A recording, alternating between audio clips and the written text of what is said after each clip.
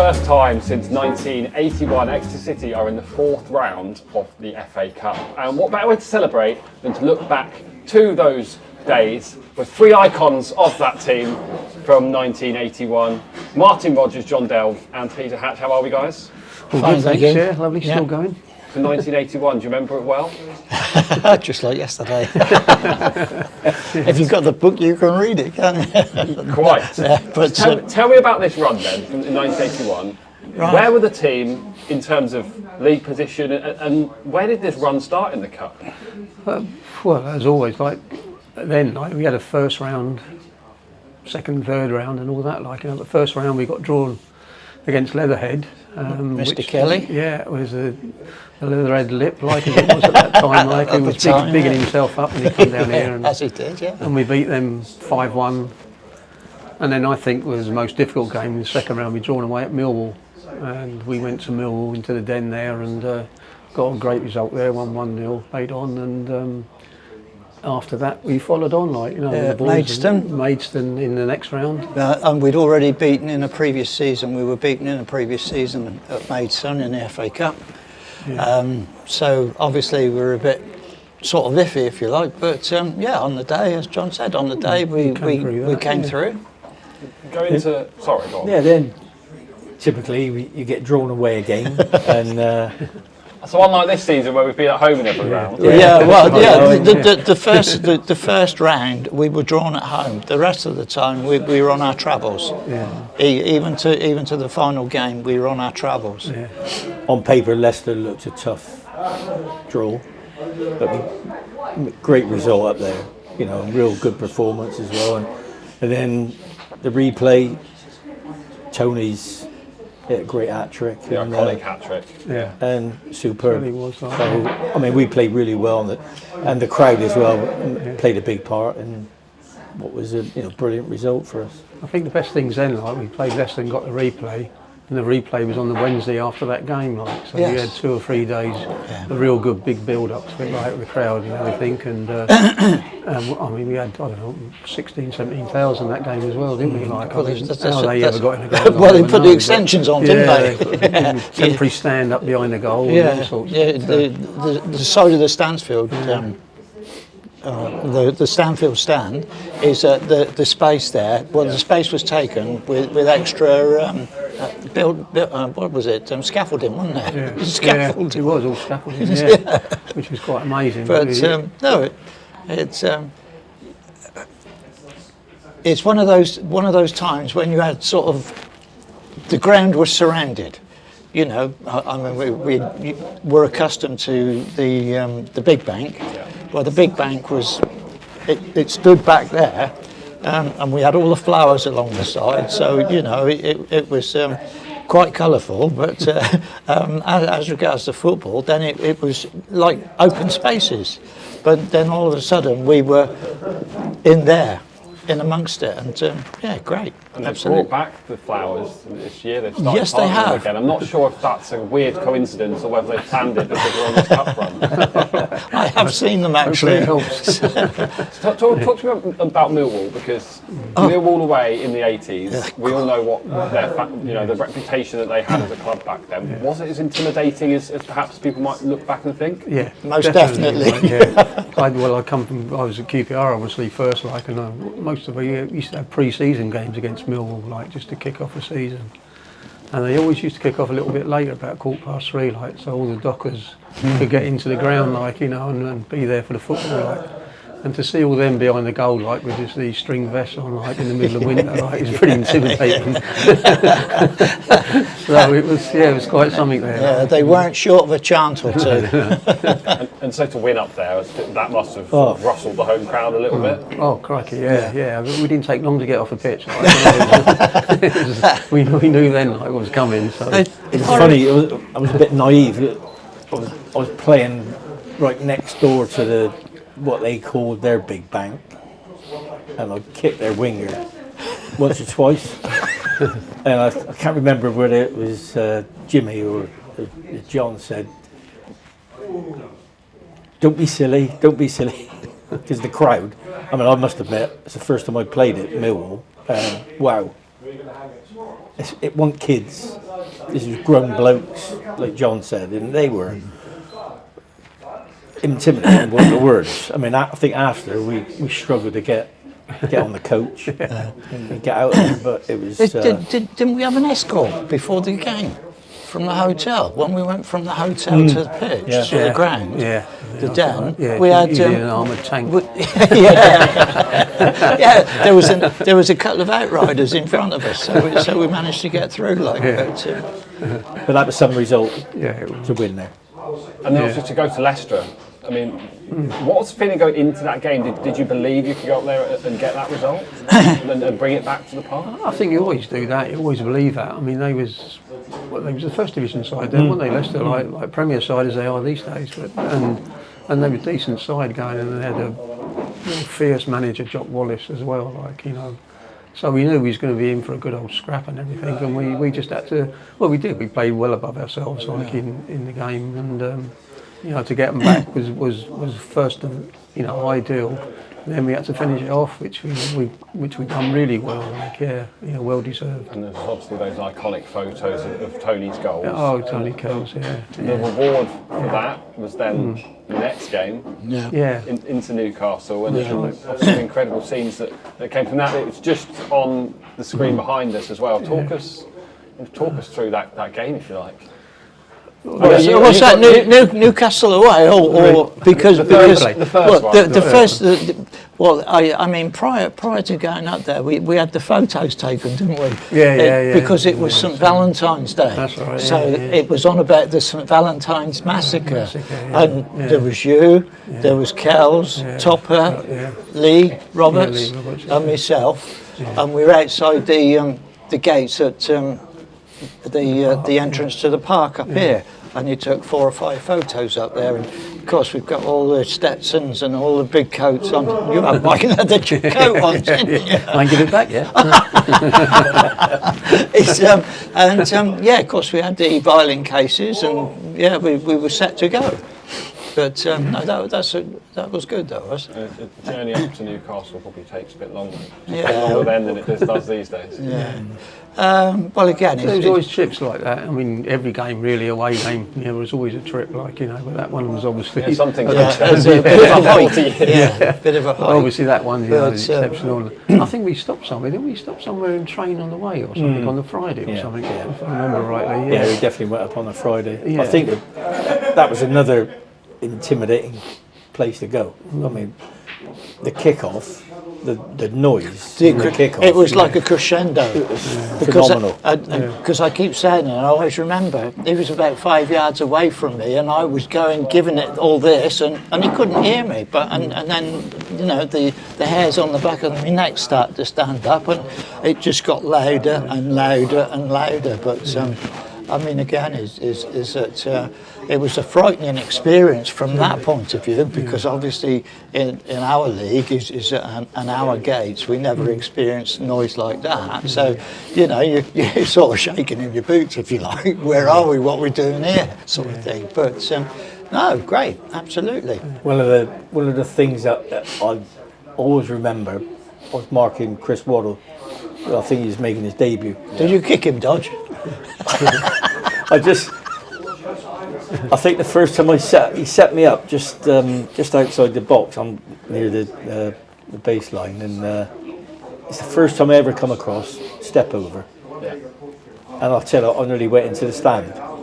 It was fantastic to see that, like, from a young lad. You could. I mean, I knew afterwards. You could tell that he was going to be top player. He had so much skill, and he was 6'2", 6'3", and for a winger, it was amazing. But I thought again, we put up some performance again. We did, especially going one down up there. Usually with the crowd behind him up there, usually starts them off, and they usually capitalise on that. But we withstood all that, and that's what we basically did. We did withstand all they threw at us on the day, and then we got the late equaliser 5 minutes on time, I think it was. Right at the end, Lee Roberts. Lee Roberts got it at the end from corner, I think it was.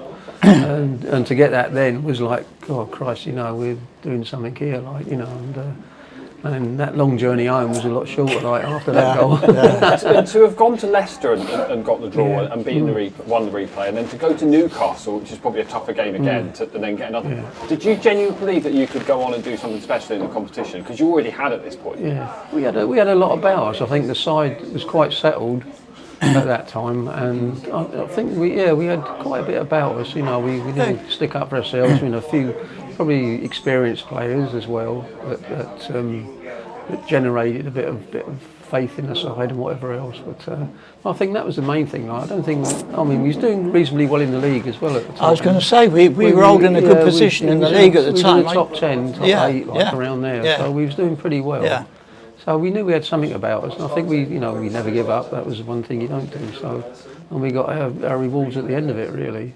I think you always find as well, I think the cup competitions, if you're successful, can go one of two ways, can't they? Sometimes you use your cup games as a springboard to do better in the league, or if you're having a good league season, it means it's a good springboard to go well in the cup.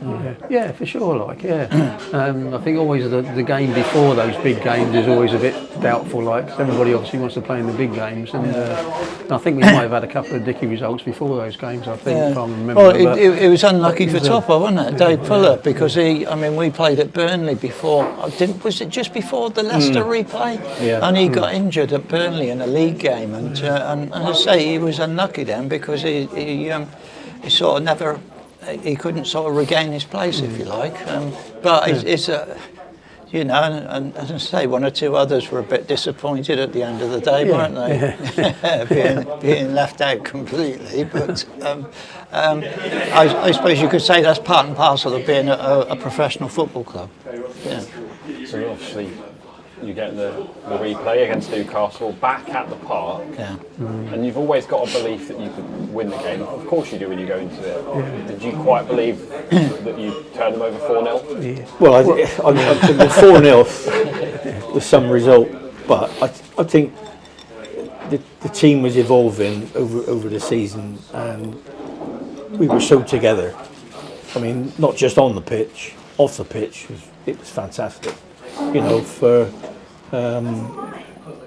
once a week we'd go out as a team, and just go into a pub, play darts and skittles with the locals, and we created such an atmosphere. And the Newcastle game up there obviously typified that, and then to have them at home in the replay. I mean, the atmosphere then was second to none. It was incredible. Yeah. I think we got to the ground 4:30 or 5 o'clock that day. I think and there must have been, God knows, 15,000 people there then, in the afternoon, and they ended up 20-odd thousand, the actual gate. But how they got in there, I'll never know where they all were. It's incredible. It really was. The funniest thing was we were there at 4:15, 4:45, and. I was trying to get a car parking space. I couldn't find it. I had to knock on somebody's door and say, "Look, any chance of us parking on your drive tonight?" They obviously realised it was Peter and myself. And no problem. So we ended up parking on somebody's drive and then going in. I mean, to see the crowd at that time of day, incredible. It was crazy. It really was, crazy. Yeah. And I think from their point of view, Newcastle, as we went up obviously on trains and buses and that, they flew down, which was unusual then at that time when we were flying around the country. And I think they were shell shocked when they got there. I'm sure they was frightened to death before they went out. Bloody sure of it. And I think we played on that and got straight into them, and we never looked back. An incredible win. There is one goal that everyone talks about though. I can see you're smirking. That man Hatch. My mate John. We've scored 2 goals from corners this season. Yes, we have. Yes. Yours may well be the last time we did it. I'd have to check the history book. I think it might be. Go on then. How'd you do it? Well, I hit it with my left peg as I normally do. But no. It's like I said, I don't know for why, but we had a session knocking the ball into the near post. I know it sounds a bit corny and everybody says the same, but that's the way it worked. And I think it's just a case of is that there was one or two of our lads in amongst the defenders on the near post, and the goalkeeper had to come through it. Well, he came through it with his fist, but unfortunately, from his point of view, it hit his fist and it went into the back of the net. I mean, if he hadn't have got in the way, it would have gone in. I know it would have Wouldn't done. they class that as an own goal these days? Well, they might these days, but we're talking about 40 years ago, whatever it was. But no, it's from our point of view, having what the guys said about the build-up to the game from the supporters and so on and so forth, is that to do something like that as early as it was another nail in their coffin, if you like. But no, I mean, it just got better and better. And that was 3-0 at half time? 3-0 at half time. You're going in at the break. You must have been thinking, what on earth is going on? Well, I think they must have done more so than we did because, you know, obviously, as you just said, because there is the way the score was going, the way the game was going, is that we basically broke the camel's back, really. That was, well, we had. 3-0. We had. I mean, knew then. Well, from there on in, it was ours to lose. Yeah. They had to come and try and do something like. Yours was the fourth, right? So you've put the game to bed in the second half. You've seen his corner and thought, I'm not playing that. Yeah, I don't know what I was doing, to be fair, getting up in there, but it was just...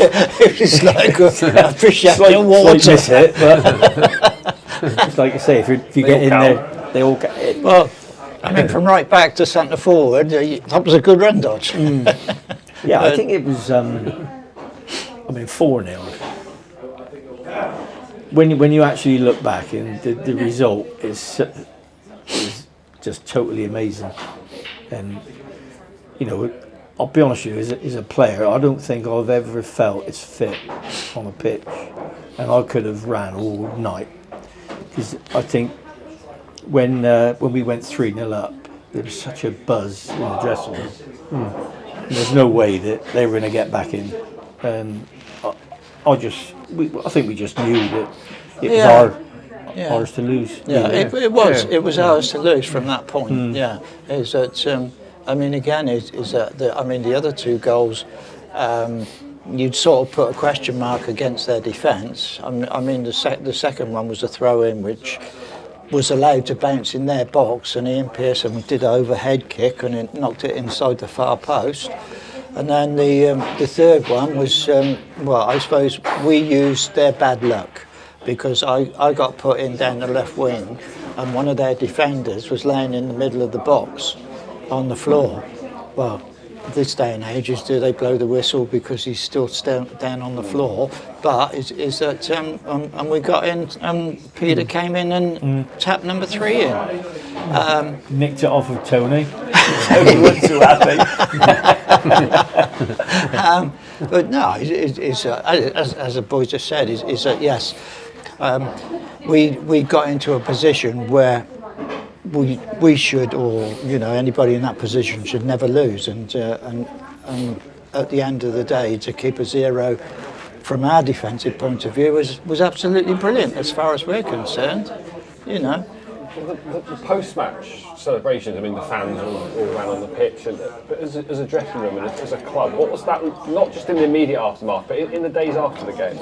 Well, it was incredible, really, because the draw had already been made, so we knew who he was playing. So I got home quite late that night. And 7 o'clock in the morning, the phone's ringing from people like wanting tickets for Tottenham, like, you know. It just spiralled, carried on from there, really. Like, you know, it was all about the Tottenham game then, like, you know, after the Newcastle and the build up to it and everything else again. Like, we was off again, like, you know, and it was the crest of a run, really. Is it similar to now? There's a few weeks between obviously beating Newcastle and then Spurs, or how long? Yeah, it's usually, like, we'll say that was February the 14th, I think. Like, the next round was usually 2 or 3 weeks later. Like, I think beginning of March. I think the Tottenham game was. League games during this time. You've got one mind elsewhere, I imagine. Yeah. That was the trouble, I think. Like, and say always the game before it. I think we played Charlton. Charlton away, wasn't it? Like before the Tottenham game, we got beat there, and you could say you sort of forget that game really. but yeah, all eyes was on the Tottenham game without a doubt. But Yeah, I just wish to this day like we'd have drawn them at home, like it's been such a different game. Well, if the Spurs game's just on the Yeah. telly behind us, and I think you were saying before, was it nearly 50,000 in there in the stadium, replacing a stand as That's well? right, So yeah. it really wasn't even as full as it could have been. Yeah. I mean, sorry to interrupt, but I was going to say, from a player's point of view, it was a bit disappointing because we had these bloody caravans to get changed in, didn't we? Porta cabins, Porta yeah. cabins, Porta yeah. cabins, yeah. And you know, you've seen it so many times where they come out up the tunnel in a league game, and you're thinking, well, yeah, we'll have some of that when we get there. And we come out Porta cabin round the corner of the grandstand. The build-up to Spurs, you mentioned for Newcastle you had the photos in your house. Yeah, and yeah. Was it the same for Spurs before Yeah. you travelled up? Yeah. All the Yeah. fanfare? Yeah, well, we had a little bit different, wasn't it? Like because we went to Bisham Abbey for 3 days before the Tottenham game on the that's- Wednesday, yeah. and so that was different for us. Like just basically to get out of the city, I think, like because it was such we're going mad here, like you know the old place. So the gaffer took us up there, and we had 3 days up in there before we went to London and stayed overnight in London before the Tottenham game. And then we had a bit of a scare with a couple of lads, like nearly got mugged on a Friday night, walking around the streets, didn't they? Was that Phil Roberts, wasn't it? Phil and Lee, wasn't it? Like, Was it? Went walking around the shops, like they nearly got mugged. So that was something else, anyway. But yeah, it was a different build up to it. Like I think just to basically get out of all the insane stuff that was happening back here, really. Say you're disappointed and you're getting changed in the caravans, but when you walk out, you're on the field, quarter final against Spurs, who will go on to then win the competition. I mean, what was that like? Because you must have realised that you had a gargantuan task ahead of you, but one that wasn't impossible. Well, it was against us because again, it's and no disrespect to referees, but Peter went over in the first couple of minutes, didn't he? Yeah, And the referee waved play on. Well, that could have been 1-0 in our favour. I think it was Stevie Perriman was obviously playing for Spurs at the time, and he throughout the game, I think it must have been about after an hour, and he's talking to Peter, and he said, "We're not going to score here," and I think it was Ian Pearson He got kicked in the got head. kicked in the head, and it sort of puts. They got the free kick in the set piece. Done us. I think we just switched off a little bit, and we got caught, and it was unusual for us. I thought we'd been defending really well. That goal was a bit of a killer. Yeah. Well, we've done the hard job, really. I mean, you had the main boys up front, Garth Crooks, didn't they, and Archibald. Archibald, And we kept them quiet on the day, and the 2 bloody centre halves scored. Back to front, really. Kept it 0-0 for so long. Yeah. You must have been so proud of how you managed. Or were you proud of it, or were you actually quite frustrated that actually you felt that the performance probably deserved more? Yeah, I think so. Like, I think after the hour mark come, like, and we were still in it like that, 0-0, and then you're looking, come on now, time, get away, like, let's get them back down there. And then, I say, just out of the blue, it was just a corner or something else, and like, one went in, and it sort of, it took the wind out of probably all of us, like, really, in a way. And but that's the way it was, really, I suppose. You know, I wouldn't say our luck run out, because during the run, like, we deserved all what we got, like, you know. Yeah. But up to that extent, you know, for an hour in at Tottenham, we were still on the game, like, it's we didn't do too bad, really. They always say there's no shame in losing to the winners of the competition. Oh no. The thing is with me, I'm a Spurs fan, and it's my birthday on the day. And I thought, what a way to celebrate, if we could have won, that would have been some birthday present. At the end of the day, I mean, from the first day, like John said, the Leatherhead, I think we were clinical right up to probably. I mean, John said luck ran out. Sometimes the pitch was difficult, and I think. Then they just showed just that little bit of quality at the right times for them, but there's no way to, I thought we more than give a good account of ourselves. Yeah, for sure, yeah. I mean, we didn't let ourselves down on the day. No. We didn't. No. and everybody had a good time along the way. Like really, I mean, there's all good memories. Like going every round. Like we've got something like. And clearly, that run, this team has left a legacy. Because here we are still talking about it today, where the first team have gone and done it for the first time since then. So does it mean a lot really to see people still talking about what you guys achieved? Well, I think it's like any record; it's there to be beaten, isn't it? And again, they're going through the same system, the same way as we went through. I mean, we didn't know where we were going to be, or what we were going to do, or what the result was going to be. But it's just a case at the end of the day is we worked our socks off during the course of the 90 minutes and got the result. I think then, like the FA Cup was quite a big thing to be involved in, and to get to the last 8 of that as third division side is quite something to quite an achievement.